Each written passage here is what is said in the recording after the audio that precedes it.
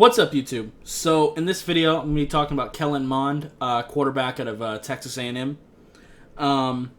So to start off, his mechanics are okay. I'll get more of that in a minute. The best features I've really seen from him, he is a senior by the way, is he can move a little bit and extend plays. I wouldn't call him like a really gifted athlete necessarily. He's not like a Lamar Jackson or Kyler Murray with the athleticism, but he can escape a little bit. Kind of like more so like a Baker Mayfield-ish type of athleticism. I don't really like player comparisons, but as far as the athleticism goes, it's more on par with that. So, like, he can kind of hurt you with his legs a little bit, run for a first down or something like that, but he's not going to break the game with his athleticism too much, at least not in the NFL. Pre-snap reads are okay sometimes, but they could use a little bit of work. I've seen him throw the ball away, but sometimes he needs to do that a little bit more consistently when he gets in a pinch. He does seem comfortable in the pocket, which is something that's interesting.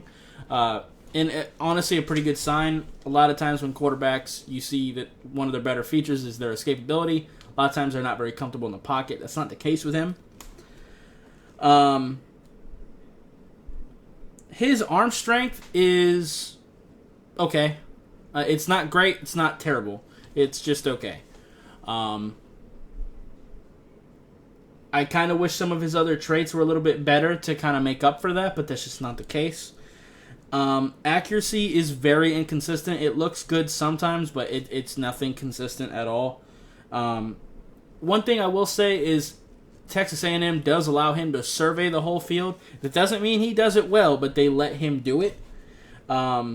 Decision making, honestly, as a whole, could really use some improvement.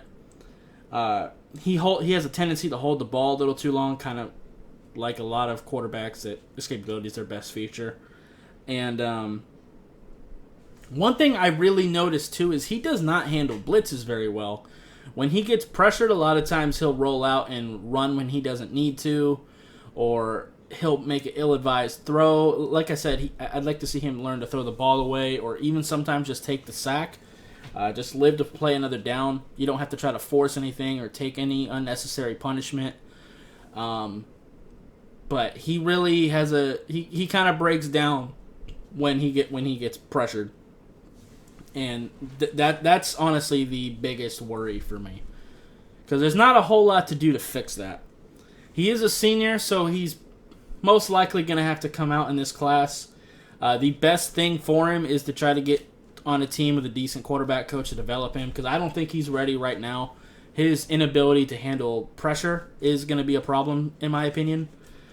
Maybe a coach can get a hold of him and kind of help with that.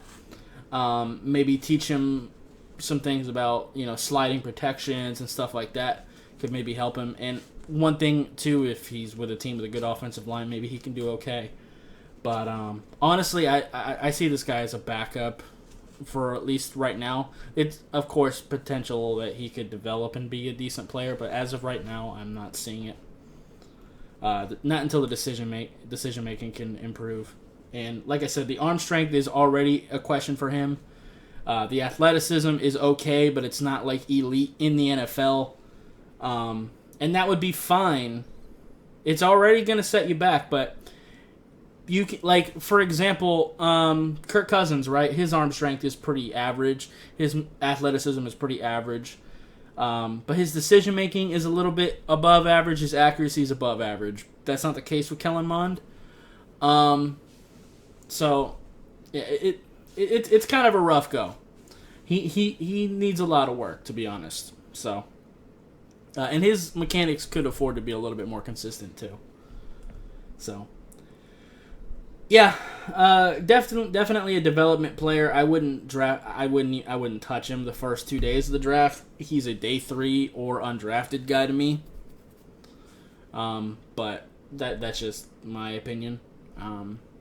But yeah, anyway, that's gonna be it for this video. If you liked it, I'd appreciate hitting that like button. If you have any questions or comments, leave in the comments down below. Subscribe if you haven't already, and I'll see you next time. Bye, guys.